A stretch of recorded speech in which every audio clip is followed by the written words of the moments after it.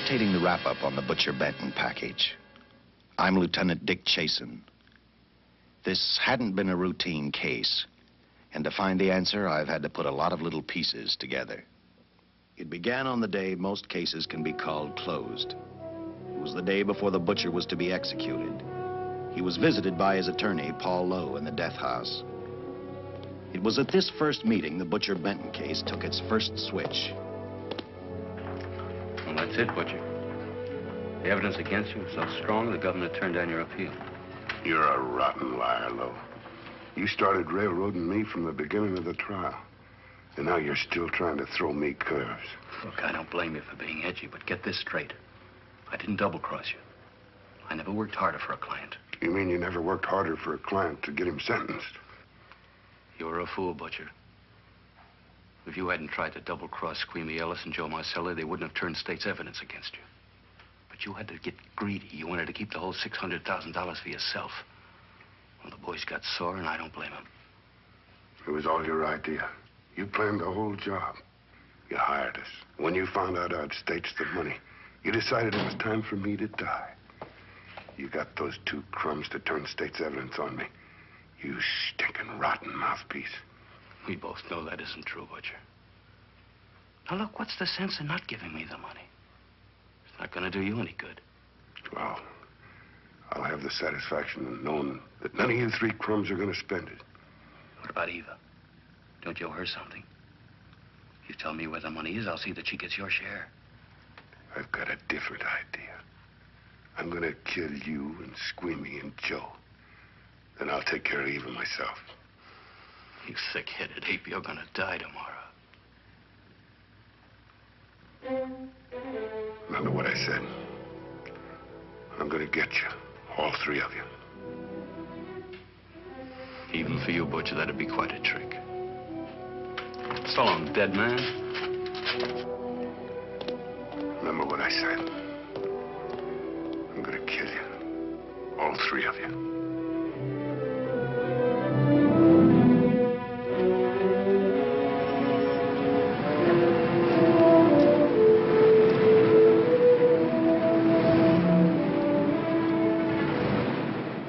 Back in Los Angeles, two men sat in a bar room listening to a newscaster tell his headline story. He played up big the butcher's threat to kill Paul Lowe, Squeamy Ellis, and Joe Marcelli for their having turned state's evidence against him. Squeamy Ellis didn't seem happy over the butcher's threat. Neither did Joe Marcelli. But they had figured, once a dead man, always a dead man. But this was one time everyone was in for a surprise, including the entire police department.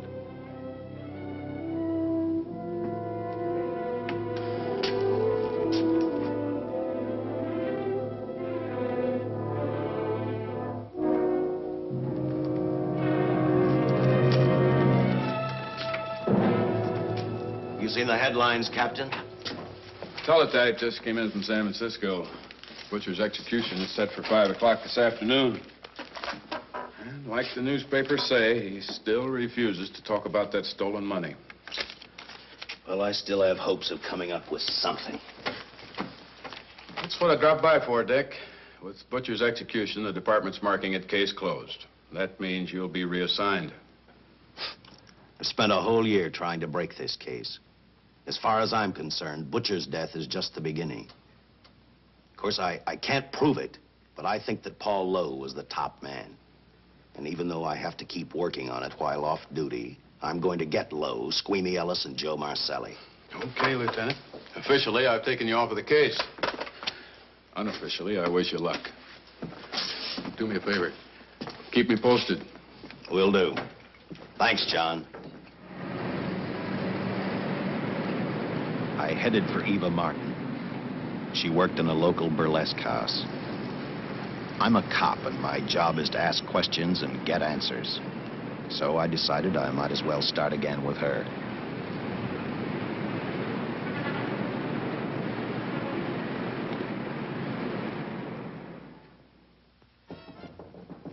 Come in. Oh. What do you want? I'd like to talk to you. Talk? You're a cop, aren't you? That's a good question. I can't even find a 3-ton armored car, let alone the $600,000, and I've been on the case a year. I've told you, and I've told you, and I've told you. I don't know anything about the money. I never did. Benton's gonna be dead in a little while. I thought it might make a difference. I never knew anything about the money. Call me dumb.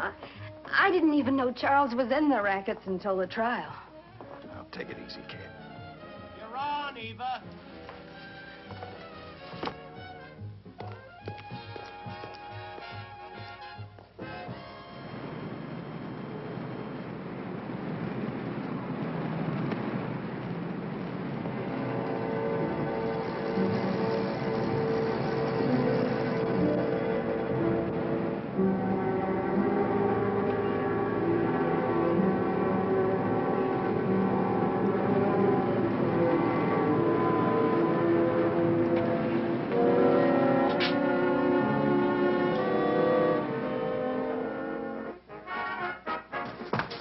Honey, here's your wrap.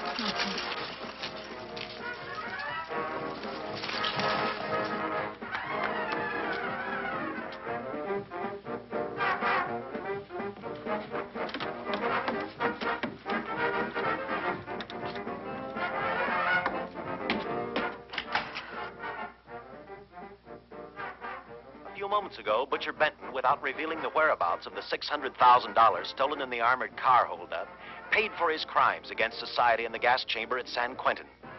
Now for a look at the international scene. Today...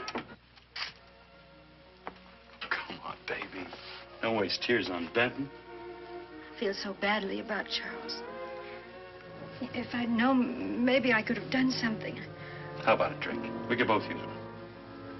No, I just can't drink while she's working, Paul. Boy, see.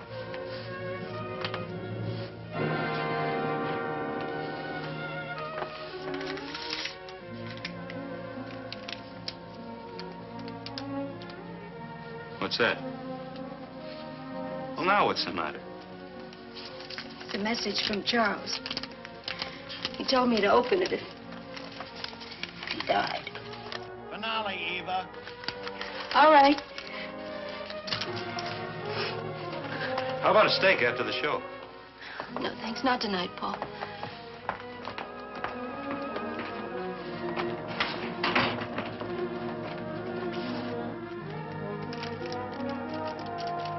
I didn't find out until much later, but Paul Lowe, in opening the letter the butcher had given Eva, found a map outlining a section of the city sewer system. And clearly identified was the spot where the butcher had hidden the stolen payroll. He replaced it with a $50 bill. I guess he figured $50 to gain $600,000 was not a bad day's work.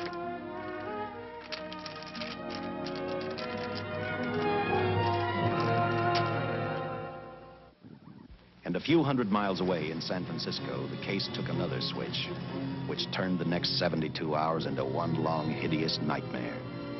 Dr. Bradshaw, a distinguished biochemist, was making preparations for a final experiment which he hoped would lead the way to a cure for cancer. He'd been successful with laboratory animals. The last step called for a human body.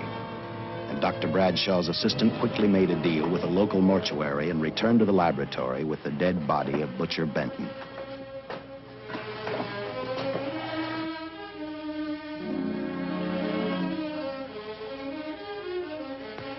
You made good time. Well, I didn't waste any. Any trouble? No, I just handed the money over and moved the body into your station wagon. That was that. Good. Get a syringe.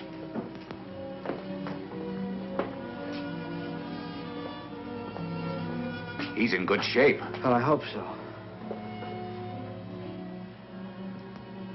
We'll get other blood samples later. We'll run this one through fast. Right. Now wheel him into the machine and then raise him. Right.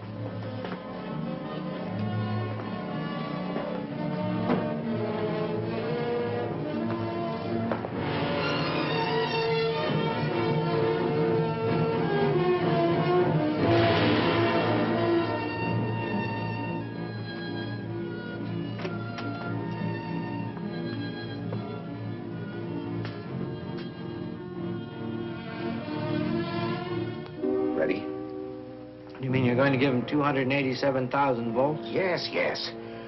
I'll get the fluoroscope set. We'll check with that before we start dissecting. Turn off the lights.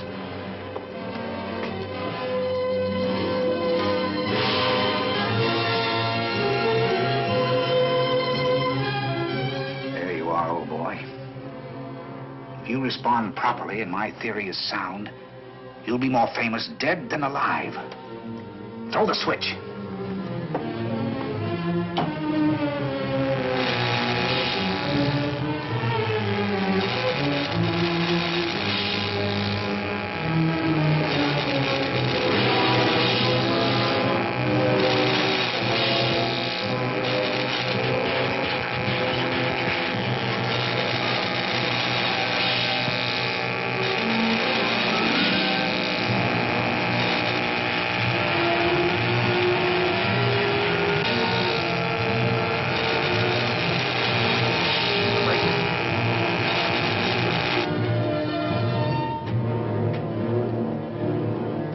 Wait, I thought I saw a pulsation of the heart. You're right. Dr. Bradshaw is beginning to breathe. You've brought this man back to life. No. The heart muscle has simply responded to a terrific electrical shock, that's all. Yes, but it does prove that the cells still function. Dr. Bradshaw, he is alive. A shock reaction, it can't last. His cells are multiplying now, if your theory is right. We could keep that reaction going longer. But it's worth a try. Get the body out.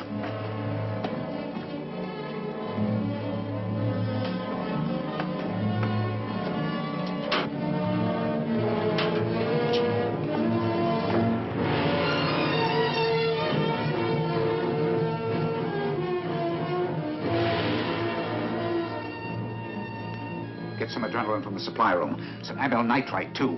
Hurry, hurry.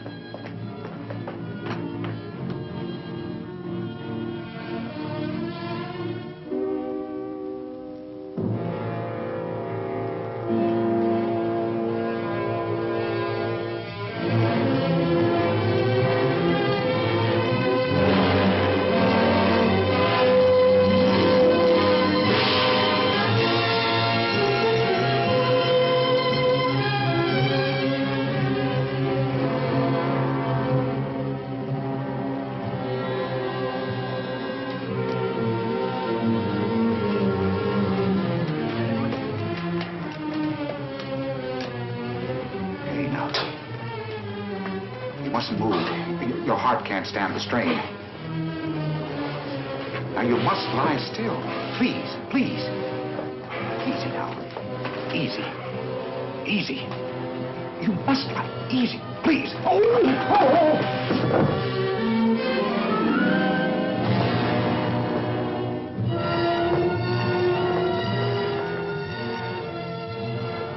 Dr. Bradshaw's experiment had given life back to the butcher. He tried to talk, but the electrical voltage had burned out his vocal cords. Yet it hadn't destroyed his brain. He knew who he was. He knew who he hated.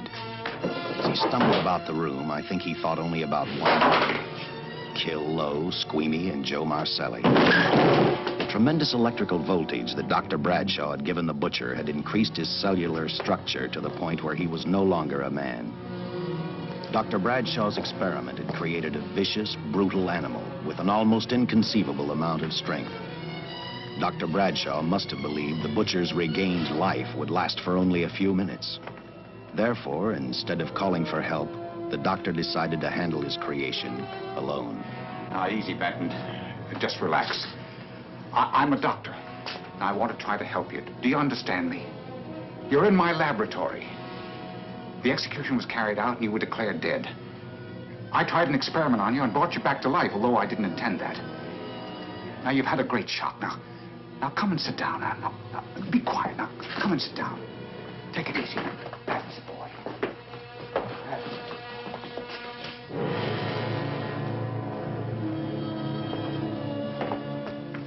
Careful. His reactions are violent. How do you explain this? Each cell must have multiplied 100 times, perhaps thousands. His strength is unbelievable. No, it's too late for the amyl nitrite. I want to get some blood samples, make some tests on him, find out what's happened. Get me a syringe.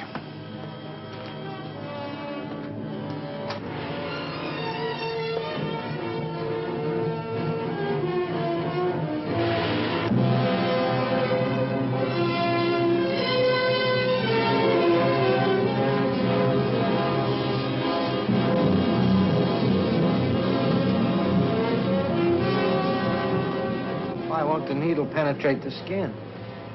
The tissue must be nearly a solid mass of cells. How are we going to get the blood sample?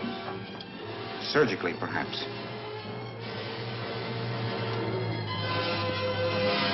Now, take it easy. You can't leave here now. I'm responsible for your being alive.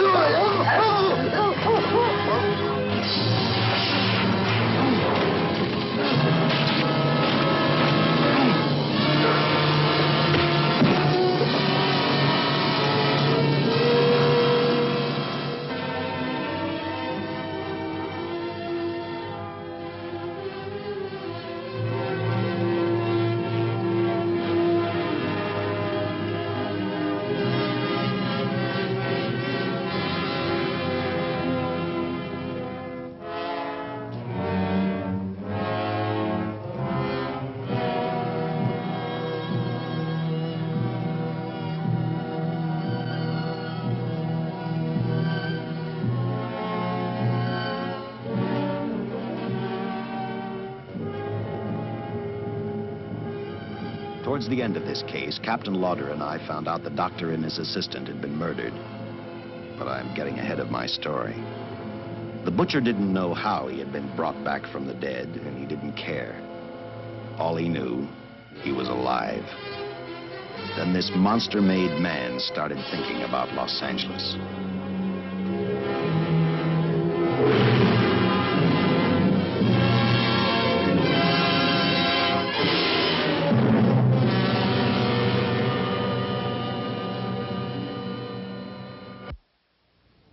On that very night back in Los Angeles, I decided to stop playing detective for a little while. I went to the burlesque house to ask Eva to have dinner with me. After all, the butcher was dead, and if I got lucky, sooner or later, I figured Paul Lowe would lead me to the stolen payroll. In a way, that possibility made me even feel better. It's not fair to watch the show from backstage. Next time, I'll pay admission. I take it by that remark you like my routine. Yeah, you're pretty good. What I can't figure out, though, is why you stay in a place like this. It shouldn't be hard for someone like you to get a job in a class spot.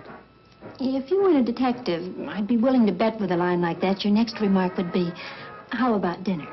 Well, not exactly dinner, but a hamburger might be a good idea. If you're asking in an official capacity, I can't say no. I'm off duty. For the past 6 months, all I've ever called you is Lieutenant Chasen. Do you have a first name? Dick. Give me 10 minutes for a quick change, because you just made yourself a date, Lieutenant. I mean, Dick.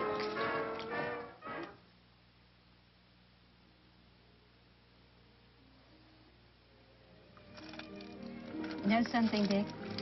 I haven't had hamburger in the front seat of an automobile with a guy in a lot of years. Well, from now on, we'll do it more often. It's funny. I always figured a policeman wasn't really a human being. I mean, unless he was arresting someone or trying to solve a case, he was unhappy. Shows you how wrong you are. In fact, everyone on the force gets fed up occasionally with the job they do.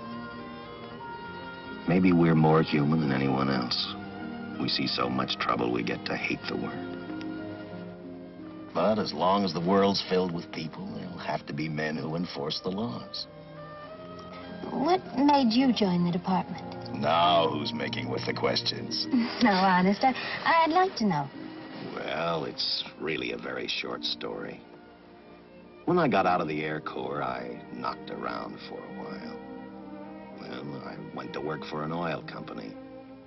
One day, I went back to college on the GI Bill.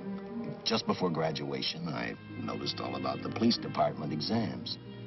Seemed a pretty good thing to do with your life, so I took the exams, passed, then went on from there. If I ask one more question, will you give me a straight answer? Try me. Am I still part of the Charles Benton investigation? I mean, right now. I don't think so. As far as the department's concerned, when Benton was executed, the case was marked closed. But inside of me, that's not good enough. I don't follow you.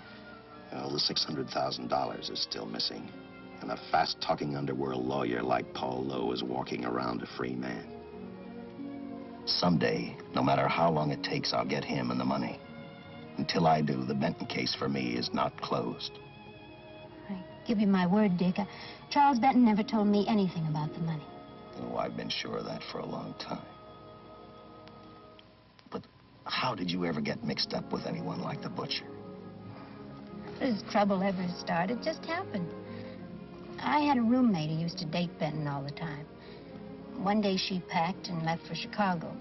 Benton carried a torch for her, and he used my shoulder to cry on. First thing I knew, we were having dinner together, and a few weeks later, I was labeled by the police as this #1 suspect and Benton's girl. But it was never like that. I made only one mistake. I felt sorry for him. You mean, until he was arrested for the robbery and the killing, you had no idea how he earned a living? I know this is going to sound crazy, but I only went out with Benton a couple of times. And all we ever talked about was Madge, my old roommate. The last time I saw him, he tried to get too friendly, and that's when I told him he had the wrong girl. But like I said, I'd already made my mistake. What about the burlesque house? How do you two fit together? You sound like a lot of other people. I left a small town a couple of years ago because I won a beauty contest, and the first prize was a screen test. Da, da, da, da, da. After which, nothing happened? That's right. Only, it was pretty rough.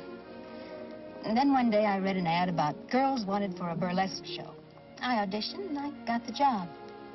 You know something? It's like any other job.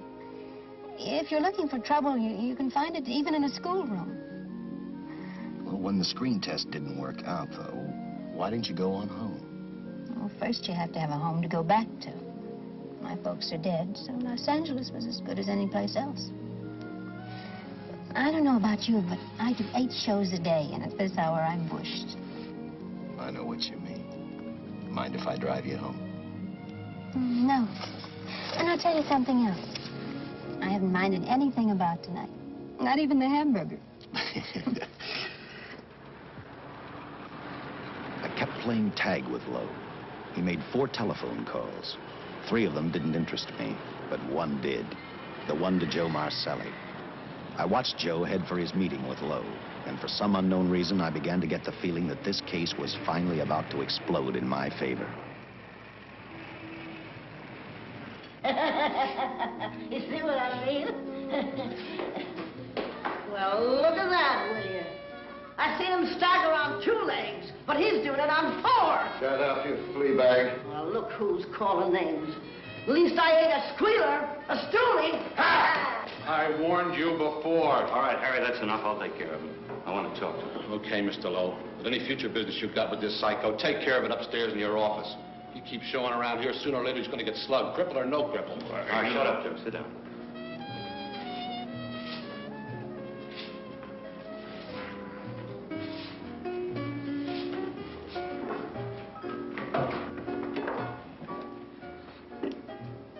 I need a shot, bad. You'll get one after I've talked to you. You sober enough to understand? Yeah, I run out of dough. No wonder. Look at you. You used to be the best torch man in town. Now, I don't think you could crack a safe if you knew the combination. No jobs. Nobody wants me since I turned stakes on Benton. That's your doing. You taught me. All right, quit crying. I got a job for you. If you can stay off that stuff long enough. You know I can if I've got a job. How much? What is it? There's $2 grand in it for you. Where? Right near where he pulled the job. Interested? $2 grand ain't much out of 600,000. There'll be other expenses. Besides, that money's plenty of. Now, you want it or do I get another boy? I'll do it. How soon do you want me to go to work? Set it up for tomorrow night. Call me before noon. I'm going to the races. 1. And that's all. The job's over.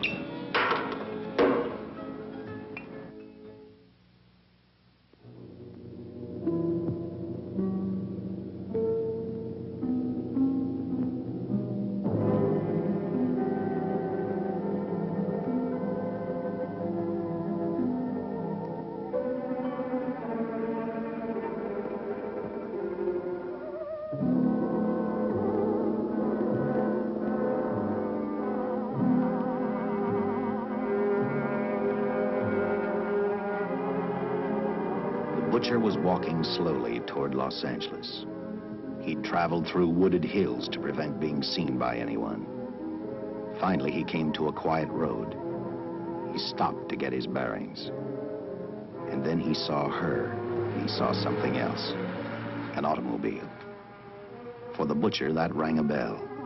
With a car, he knew by the next afternoon he'd be in Los Angeles in plenty of time to catch up with the 3 men who had double-crossed him.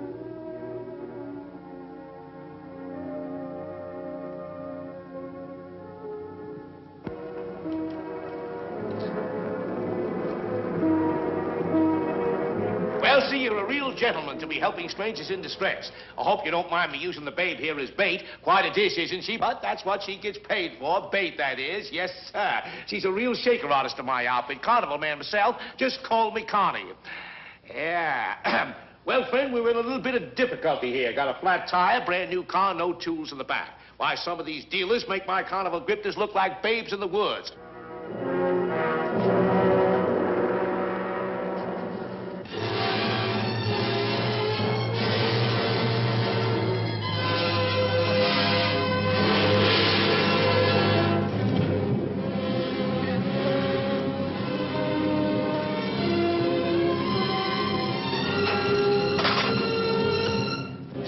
Holy. Say, who you with, friend? Let it down. Let it down. No matter who you with, friend, believe me, I can do better for both of us. I'll make a fortune for the both of us. Oh!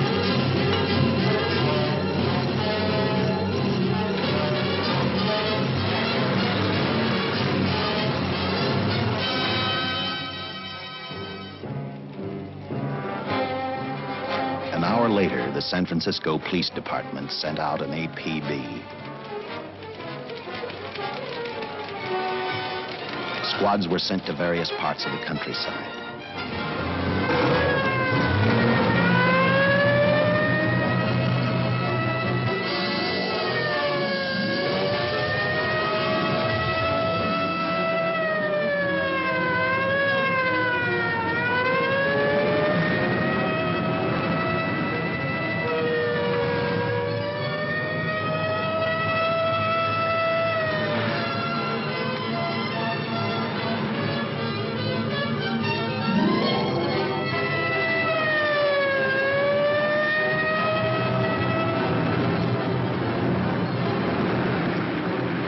Roadblocks were thrown up to catch the cold-blooded killer the hysterical girl had described. Each squad kept reporting back to Central Headquarters, and each of their stories was the same. So far, none of them had spotted the car the killer was driving. Orders were given to shoot to kill, because from the girls' further accounts, they realized they were dealing with a maniac.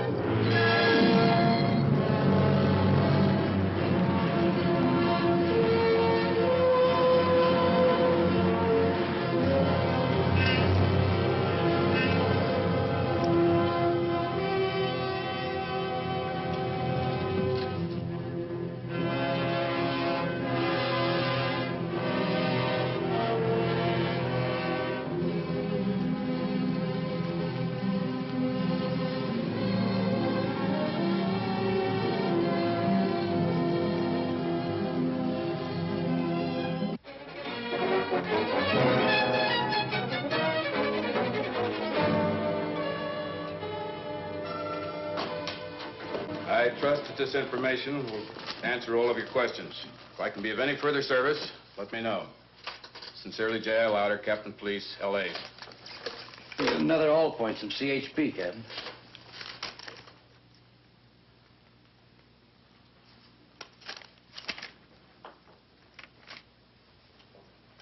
These reports sound like they come from a bunch of loonies. You sure do. There it is. Sergeant. Yeah. I want Lieutenant Chasen to look these over as soon as he comes in. All right, Captain. The next morning, I read the stories of the brutal murder of the 2 police officers. I also read the witness's statement about the bullets having no effect upon the killer. I felt sorry for the witness, and I thought about how easily a person's mind can become confused when suddenly they receive a brutal shock. I didn't believe a man existed who could not be stopped by a slug from a .45. Good morning, Captain. You and the rest of the force are going on 24-hour duty. Seen the headlines? You mean this guy that's running amok up north? Yeah, the latest report, he's killed 2 police officers. Made a getaway in a green coupe heading south. I've got a hunch this killer's gonna be our baby. He could be in town right now. Yeah. You better get started, Lieutenant. Okay. Any new leads on that hold-up money? I think the girl can probably be counted out. If any of the others are wise, they're keeping mighty quiet. Well, let it ride for now. The whole force is going to be on the spot until we catch this killer. The newspapers will have a field day.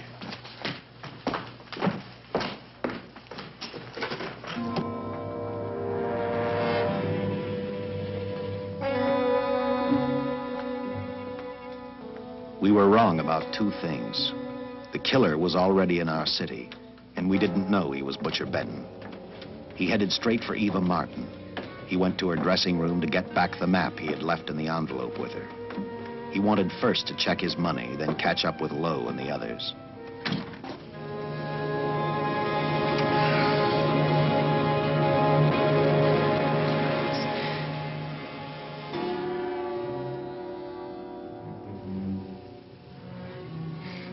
Can't be.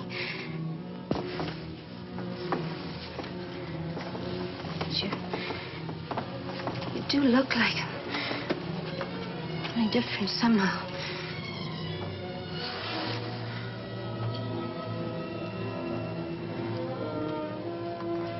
It is you. Why didn't somebody tell me? What's happened, Charles? Those look like bullet holes. Are they?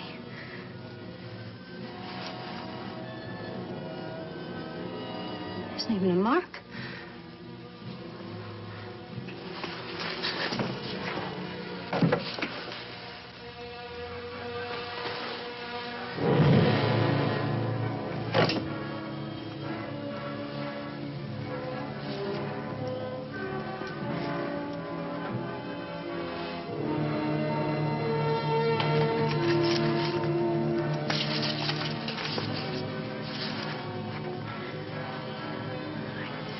I opened it like you told me. I found the $50.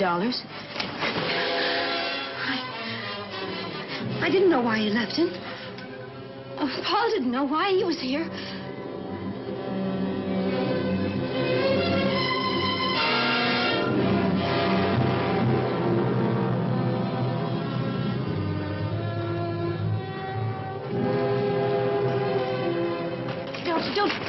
Don't get crazy. The name of Paul triggered his hate. He left her dressing room and started for Squeamy Ellis and Joe Marcelli's place. Because he knew, with them out of the way, Paul Lowe couldn't open the strong box where the money was hidden. He thought of Squeamy and Joe first. He was saving Paul Lowe for last.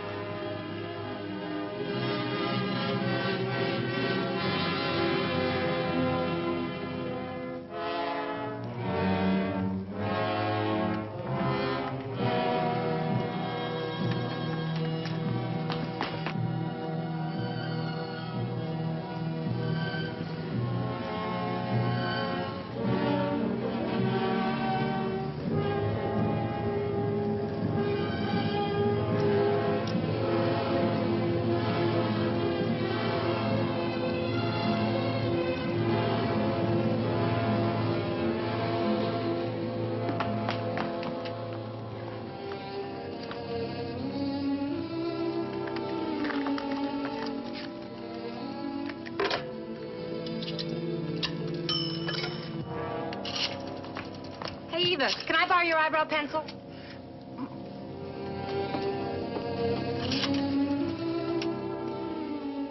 Operator, get me police headquarters. Lieutenant Chasen, please. When do you expect him? Well, tell him Charles Benton is alive, and even bullets can't stop him. I'm not crazy. Just say a friend of Charles. He'll know.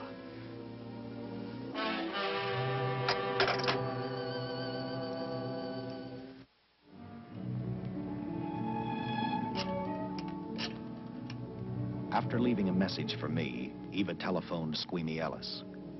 She tried to tell him the butcher was alive and on his way over to kill him. Squeamy didn't believe her, and in a way you couldn't blame him. Who in their right mind would believe a man had returned from the dead? What Squeamy actually believed was that the butcher, before his execution, had hired a killer to carry out his threat.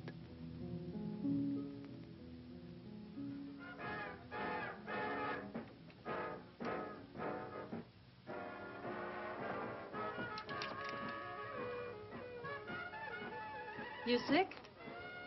What? You don't look so good to me. 10 minutes, Eva. All right. Say, Eva, I could take over the matinee trick for you. What? It's easy. Look, Eva, I can do it.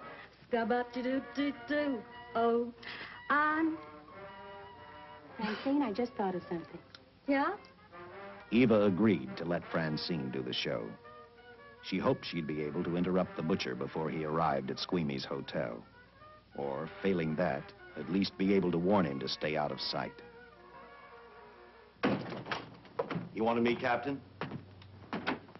Yeah, I just had a rundown on those fingerprints of the stolen car up north. We got nothing on the driver who was killed or the woman with him. Take a good look at these. There's something funny about these. Yeah. The boys in the lab can't figure it out either. Those are the killers. They were found on the steering wheel. Looked like they'd been stamped in with a steel die. They sure do. These are Butcher Benton's. What? Well, they look the same to me. How do the lab boys explain that? They don't. Their best guess is a twin brother. An identical twin could have the same pattern of whorls with only slight variations. Ever hear of the butcher having a twin brother? No. Even if he did, it wouldn't explain these freak prints. You didn't pick up your message, Lieutenant. Some wacky dame calls you. And she says Charles Benton is alive, and bullets won't stop him. If we buy the twin theory... Who was she? Where'd she see him? Well, she wouldn't leave her name. Sounded kind of hysterical to me. Said she was a friend of the butcher's. Eva Martin. Get over at the Follies and see what that girl knows. Yeah. Some guys have all the luck. I never drew an assignment to the Follies.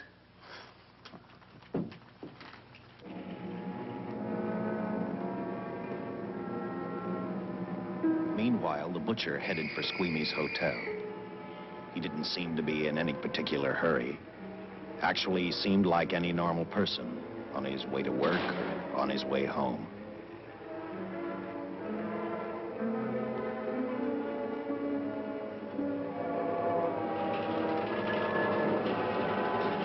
He rode up Angel's Flight, arrived at the top, scanned the hotel building, and then noticed the only exit from Squeamy's apartment, a fire escape.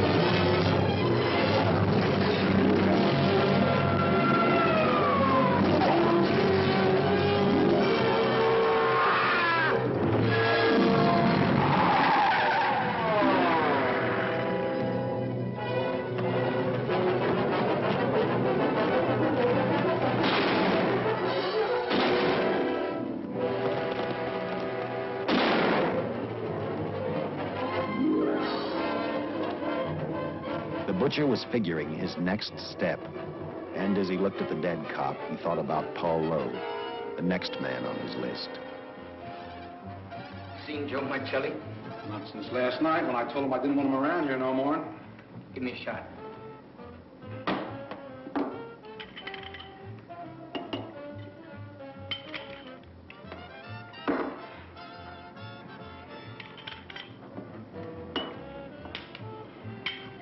Look.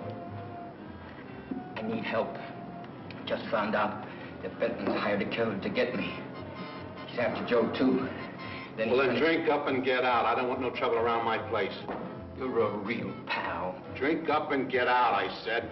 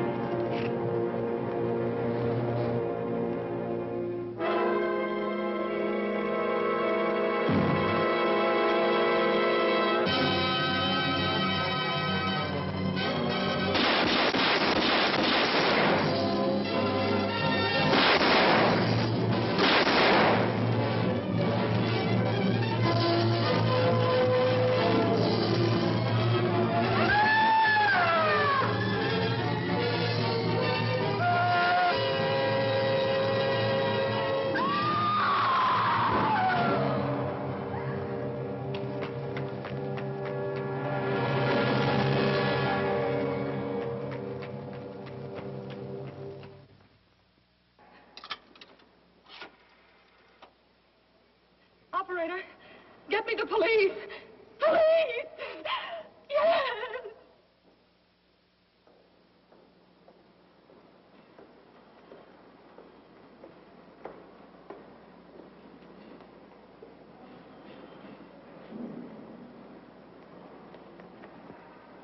What's happened? A guy named Squeamy got thrown from the 5th floor. He's dead on a mackerel. Customer of mine.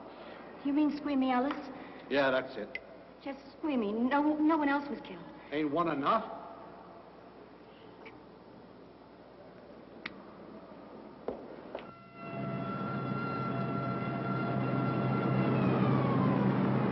I tell you, the bullets never even phased him. He must have been wearing a bulletproof vest.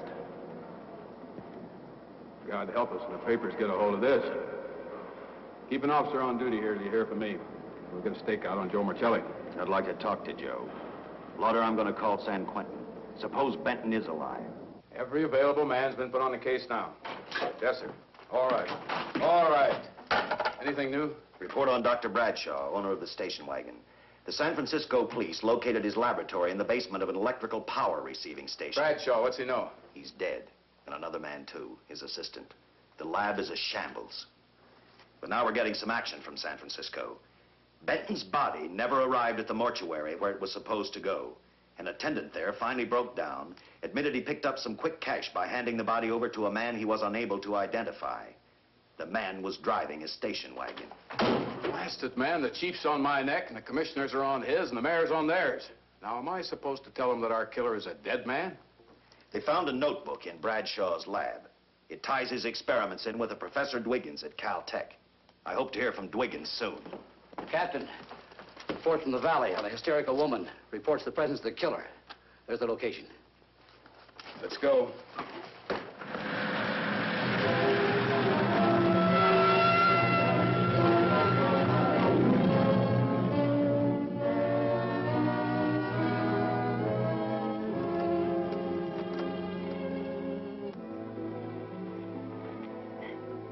You and your boyfriend had a little fight, and he got out of the car to take a walk.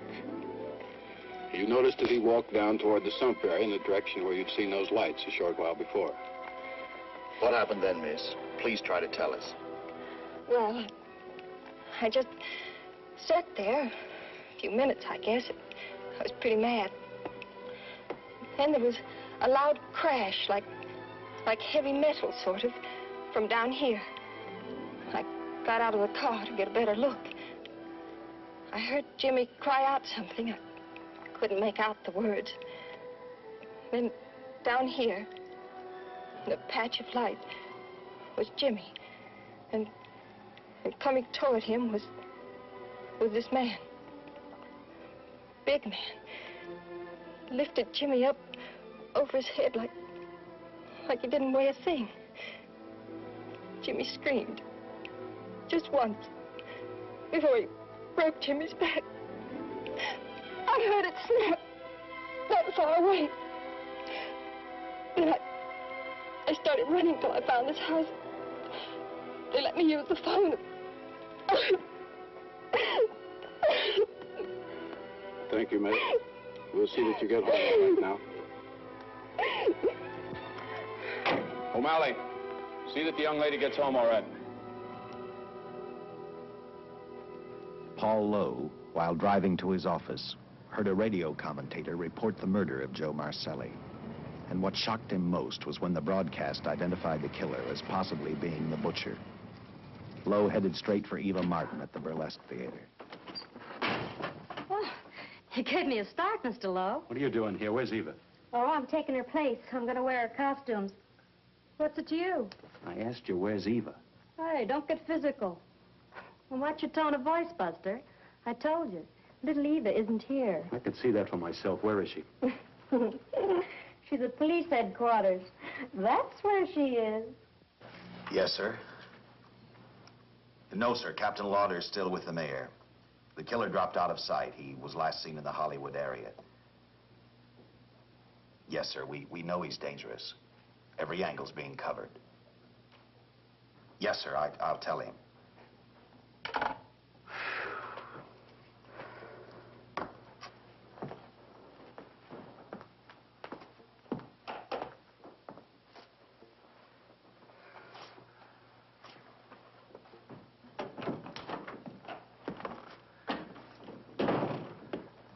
Here, see how these fit.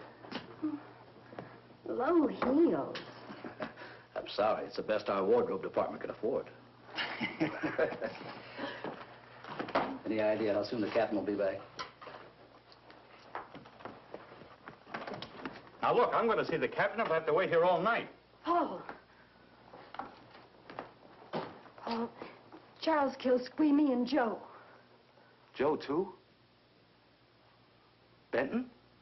He's alive. I saw him, but nobody will believe me. I'm checking it. My guess is whoever killed them is on the trail of the money, Lowe. Now, maybe you better start talking if you know anything about it. I don't know anything. Did the butcher have a brother? No, no brother. It was Charles. I saw the tattoo on his arm. Look, I demand police protection. Where's the money, Lowe? You heard me. I demand protection. I know my rights. We put stakeouts on your office and home. Well, that's not enough.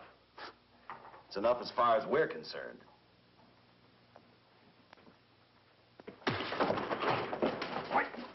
Now you gonna book me, Sergeant? Then throw away the key.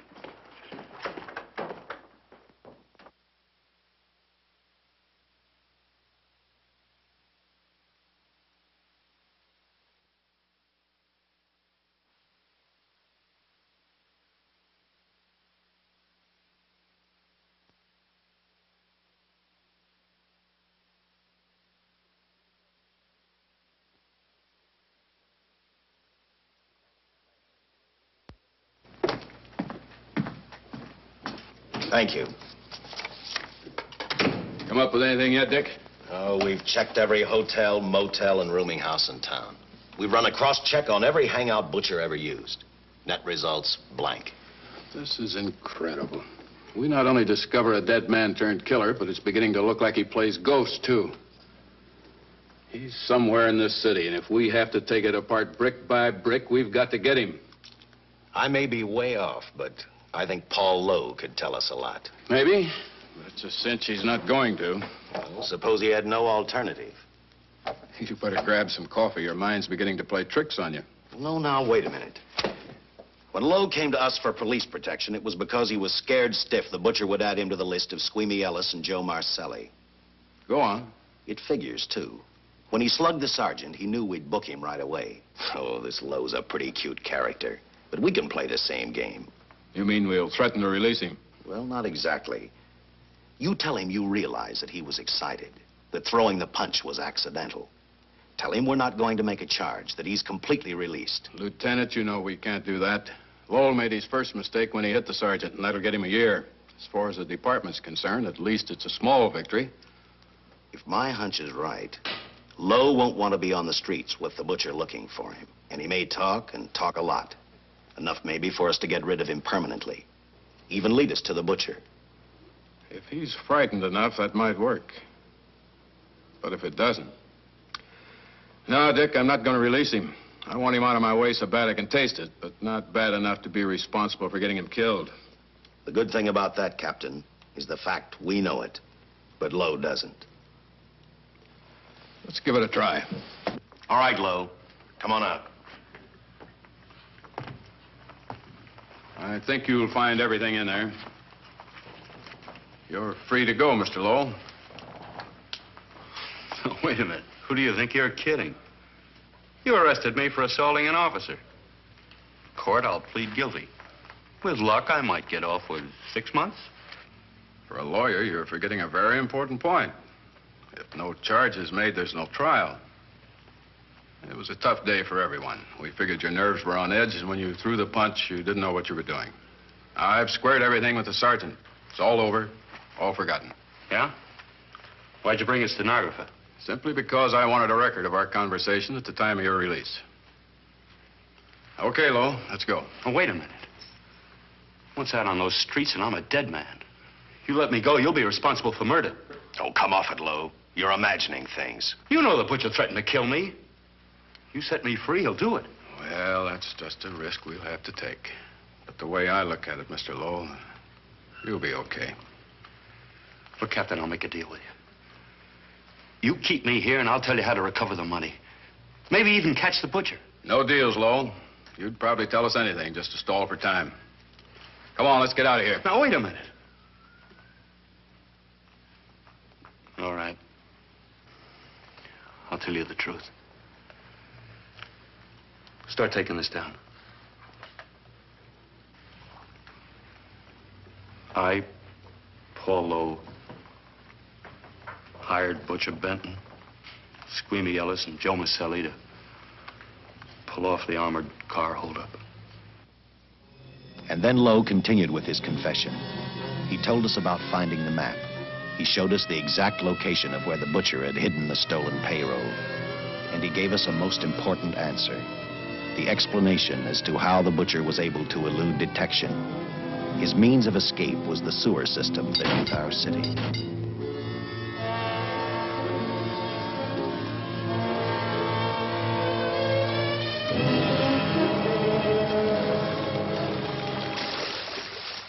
The The department went to work fast. Every police squad in the city was detailed to cover a specific area. Every entrance and exit to the Los Angeles city sewer system of 700 miles was covered. Captain Lauder and I, along with several other squads, headed for the entrance where, according to the map, Butcher had hidden the money. Our job was to stop him, and that made me think of one specific question. When we found him, could this monster be stopped? I, for one, wasn't sure.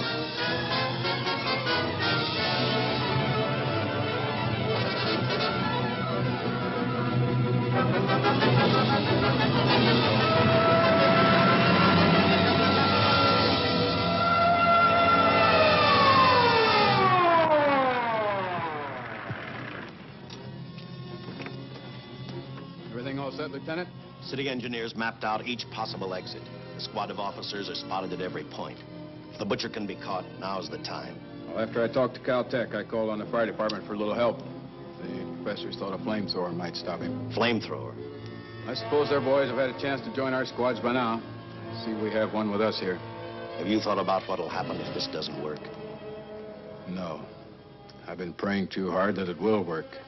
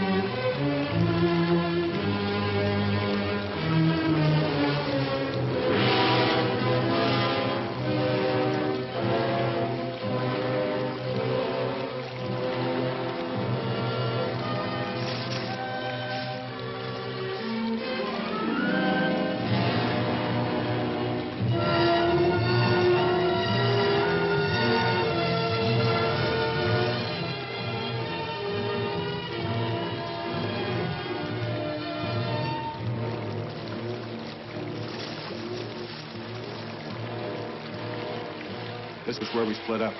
I'll go straight ahead.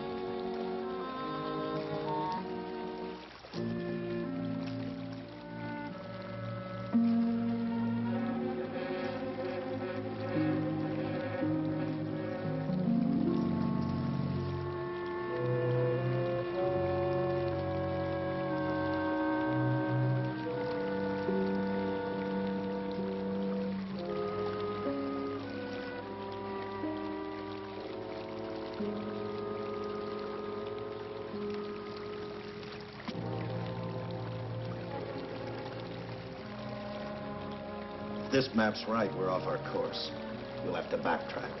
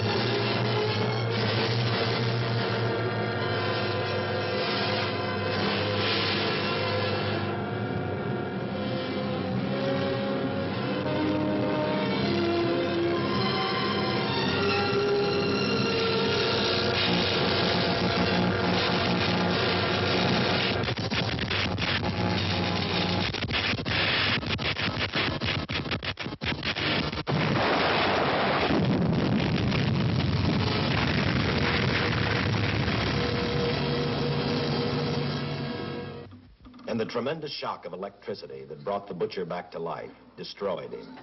The $600,000 stolen in the armored truck robbery has been recovered. Case closed. Well, here are the scientist's comments for your records. I had to fill in a few spots with my own guesses, but I guess that's about the size of it. Did you get any sleep? Oh, some. Not much. How's the girl today? Well, I called the hospital about an hour ago. She'd gone. Gone? Where? Well, she told him she was a working girl and that she'd been away from the job too long already. Quite a girl. Yeah. Say, how about that time off I've got coming? 48 hours, beginning right now. Get some rest, Dick.